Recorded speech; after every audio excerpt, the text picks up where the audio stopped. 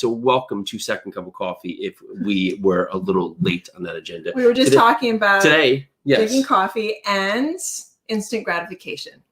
Correct. And why our choices today, we don't think they may have a long-term effect, but the way we roll, the way we continue to choose our actions really can have dire results on the back end, right? And so I'll give an instance, right? So I don't stretch a lot. I never have. And I'm still flexible on my legs, my arms on, but I have to implement that more because I'm finding that the more I run, the more I do this, the more I do that, it's creating more rigidity in my body, right? I find that it's in certain ways. And I used to use running as my warm up, my stretch, but ultimately that's only going to carry me so far. If I want to continue to do this for the longevity, I have to allow my muscles to just flow with me, right? So, but me stretching today is not going to fix all this, right? It's not like I stretch today and then tomorrow I'm going to feel better. So sometimes that, we say, and I'll say, oh, so why stretch? Because tomorrow it's not going to make that difference. It's not going to change the narrative. But that happens a lot in good and in bad, right? So eating that chocolate cake today, yeah, it might not do much, right? You look at yourself, no difference, right? But if tomorrow you eat a pizza, the next day a pretzel, the next day cookies, the next day, in fact, 20, 30, 40, 50 days down the road, you'll start to see an impact on your body. If you are not sleeping well, or you're drinking a lot of alcohol late at night and you're not sleeping entirely well, it may not hit you today, but ultimately over the long run, it's going to start to impact you and further impact you as you go forward. And thinking about these decisions that you're making today on your long-term effect speaks to everything, right? It speaks to you, your business, and everything else, right? Just how you treat people. If you were to today to do something in your business and you're not thinking about the future, well, what can that impact be for the big grand scale of what you want to become? And so the thing is, like you just said, looking into the future, you need to plan now. You need to stop depending on those instant gratification hits. And I know there's a science to it. I don't know what the scientific terms It's a dopamine hit that comes up with cell phones, right? Yes. Yeah. Yes. Especially with cell phones. You pick up your cell phone, you're on it. You're like, okay, I'm going to, for me, I will, hi, Sorrow. I will pick up my cell phone and I'll be like, okay, I'm going to spend the next 10 minutes. I'm going to do X, Y, and Z, and that's all I'm going to do. But cell phones are built so that you don't put them down. So you get that instant gratification of going through and saying, ooh, look at those likes. Ooh, look at those. Somebody didn't like that. That's like it's instantly telling you what to do. So what you need to do is take that phone, say to yourself, okay, I will do 10 minutes. You go on your phone, you do what you need to do, and then you put it down, because our cell phones are the epitome of instant gratification, and they are such a time waste.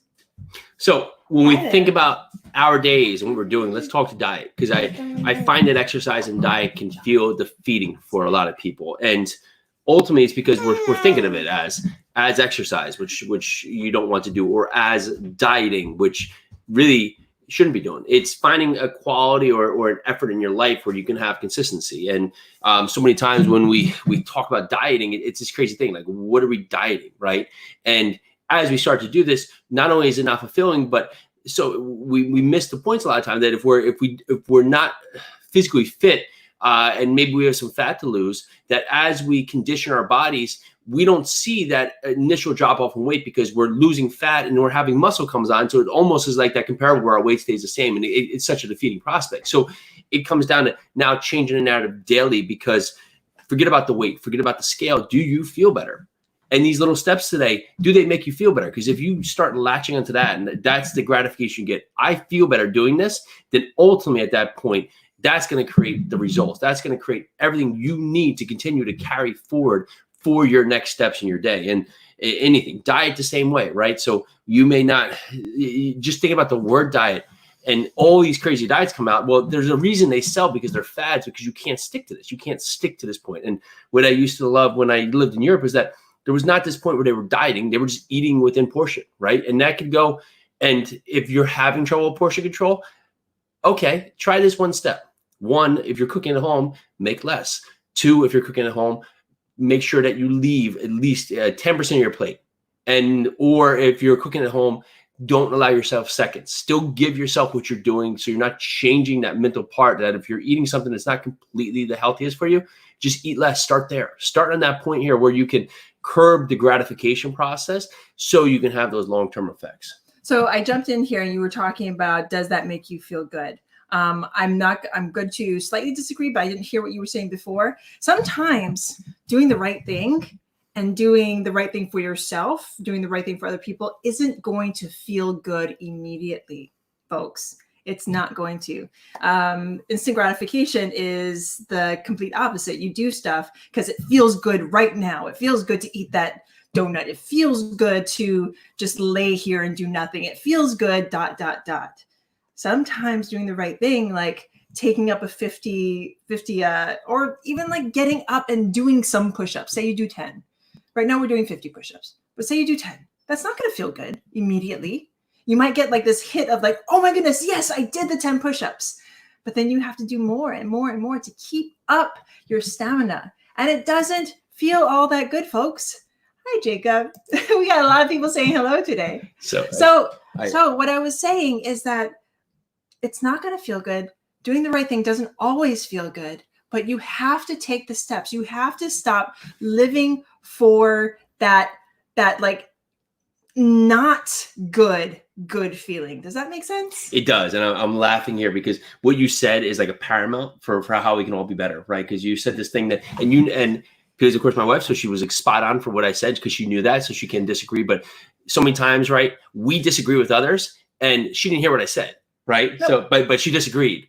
But she knew what I was saying. But how many times do we do that in our life here where we say, I disagree, but you didn't even listen to the person or hear the person or have it come out, right? And so, yeah, I'm off topic. But the thing is, I did admit you admitted to it. I didn't hear the entire thing. This is not a mocking you. This is nothing on that point. It's just to ourselves in society right now.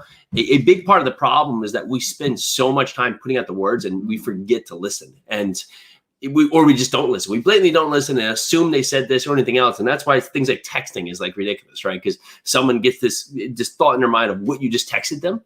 And then, but whoa, where'd that come from, right? And that's why just the lack of listening just really is creates a narrative here where it's a dangerous narrative, right? Because we're all assuming without actually really just giving people the effort. And I know this has happened to you folks or listeners of ours, you'll be scrolling on Facebook and you'll hit somebody and it's from somebody that you know and you maybe like or you listen to, or it's like somebody that you consider like a mentor, or maybe none of the above. Maybe it's somebody you don't know and you scroll and you're like, wow, that was crass and just not anything that I ever want to listen to.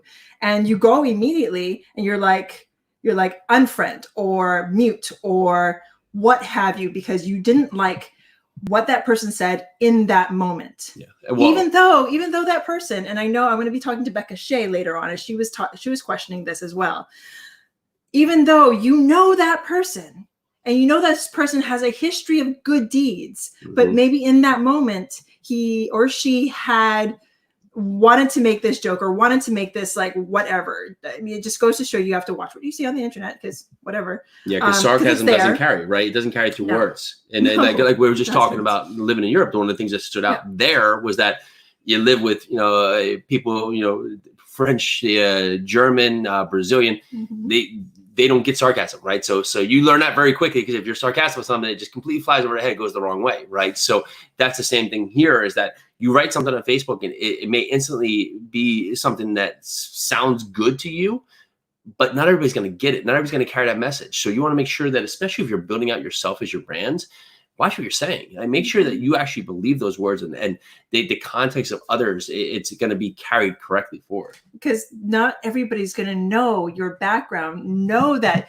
you are an innately good person that just happened to say something really bad in that moment. Because people will go there and be like, unfriend, I do not like you. I do not like what you're saying. And the thing is, I mean, it's like, what can I say? It's the instant gratification of saying something and thinking something and then writing it down immediately without fully fully understanding the implications of what you're doing. So going forward, some of the spots to, of course, think on for the instant gratification, the easy ones that everyone thinks of are your diet, your workout, but also, your thoughts, because it might feel good to think bad or think awful. As good as that sounds, as awful as that sounds, sometimes that's it. Like, this feel like I have this dangerous thought, like, oh, I don't like what that person did or at this point. Well, think about that from Instagram. Does that get you anywhere? Mm-hmm. And so think about that. So it's the physical, it's the mental, and now financially, so especially now, there's a lot of talk about, bringing, of course, a lot back to America, which is super, right? And start taking these away. But some of the things we're buying, are they useful for us? Are there something do we actually need this? Like, do you need 7 rooms with 7 TVs? Do you need all these little gadgets that just solve one little need and you forget about? Do you need these? Are they important? Are there something that is going to be valuable? Or is it just that one click, right? Which is that Amazon literally has a trademark and a term, the one click, right? And so, but it's dangerous, right? There's not even a thought, because you click it, done, right? Boom, done.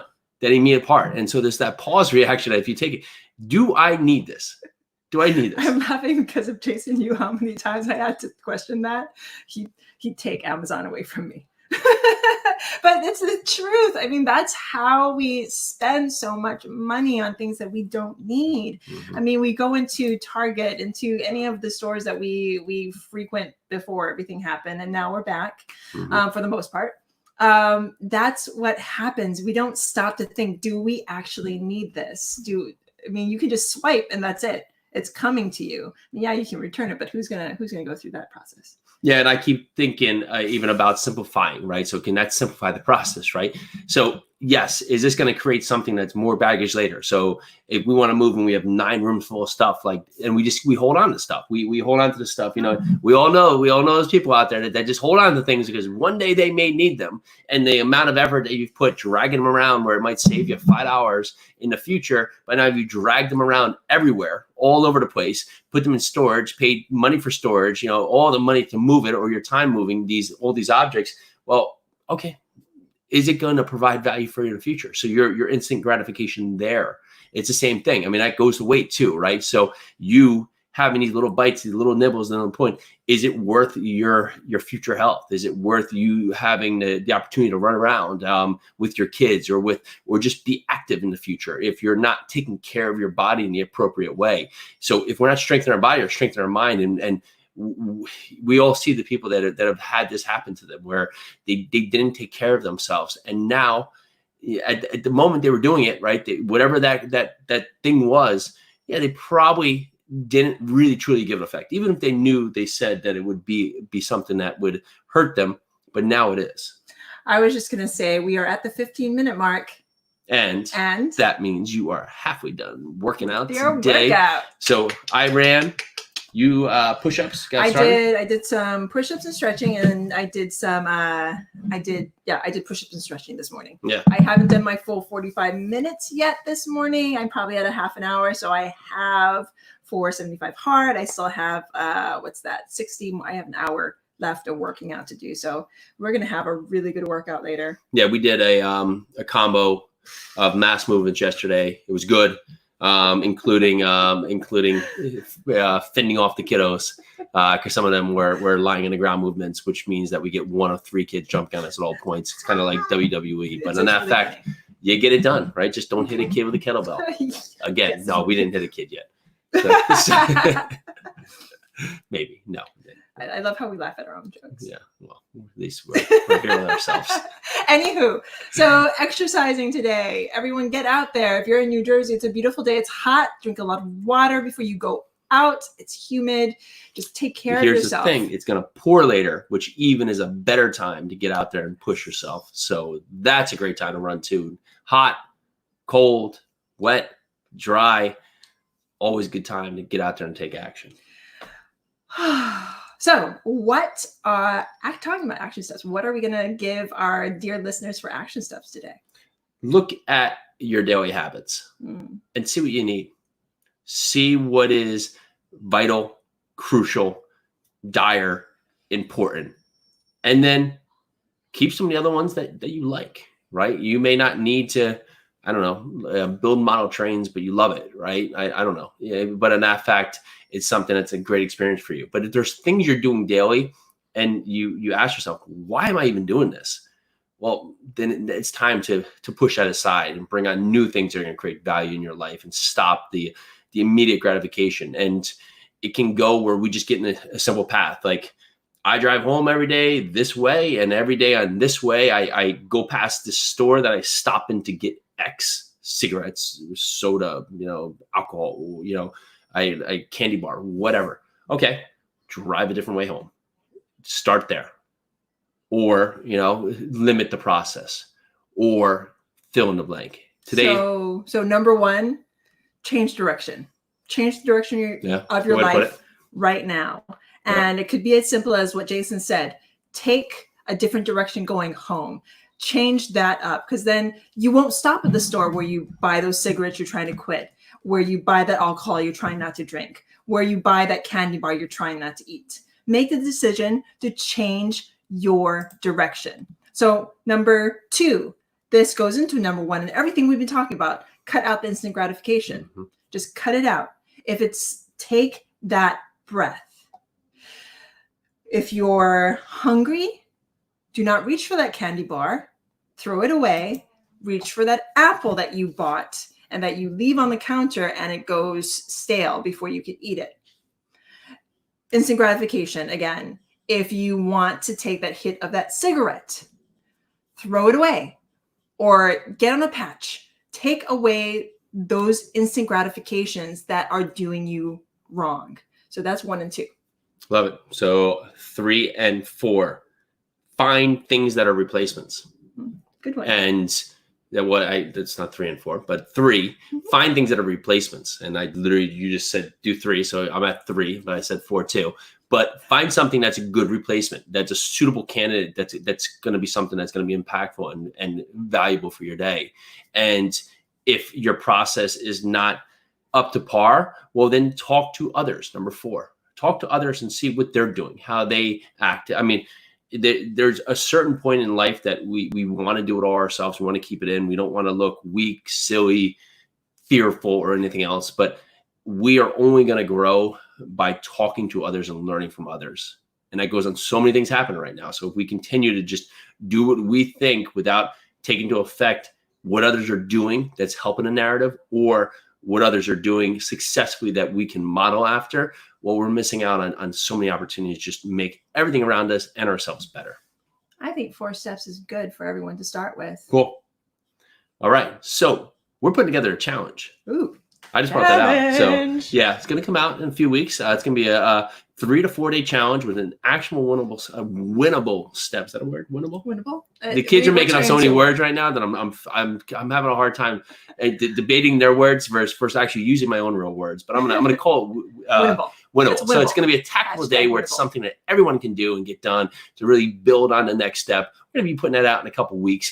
And in the meantime, I mean, we've been getting a ton of feedback, a ton of people out there really going out there and subscribing to the channel. So yeah, we thank you. But go over there, Urusi Holdings on YouTube. We got a ton of tactical advice on creating a fulfilling life.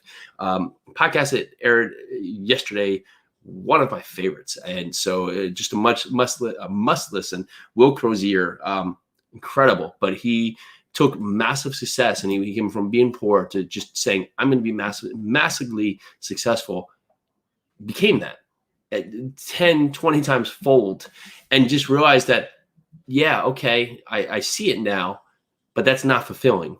And now he's found fulfillment in finding ways to provide enough capital to treat underserved markets, areas where people don't have the funds to do simple operations, like a girl couldn't see for a $60 operation in a different country in the Philippines. And as simple as that sounds, just imagine now that person has the ability to have eyesight just for something on that they can't afford that. So basically he structures a fund, correct? He does. I listened to the episode because I feel like I'm going to butcher it from that point, because I was loving what he was doing. It's an amazing episode. And yeah, so. Oh, and in about half an hour, come back and join me. I will be joined by Becca Shea. Melissa Johnson and Stephanie Betters for more Moms of Real Estate. We're going to be talking about marriage and partnerships. Stephanie's going to be leading the conversation on this one. So I'm super, I can't talk anymore. Super excited to join with these ladies. I am. It's like a breath of fresh air, and it's like an accountability meeting, and everybody can join us, and we cannot wait to share our thoughts. And if you want to join me, I will be downstairs wrangling 3 little kids and 2 bulldogs while finishing a couple tasks I have to do that won't get done because I'll be wrangling 3 kids and 2 bulldogs. However, that's right. So she knows. But yeah, check out more. It's gonna be really awesome. Last week was amazing, and the weekend before, yes, you heard it, amazing. All right, second cup of coffee. I've taken enough of your time. Thank you to all of you for always checking in, everything you're doing. Aloha.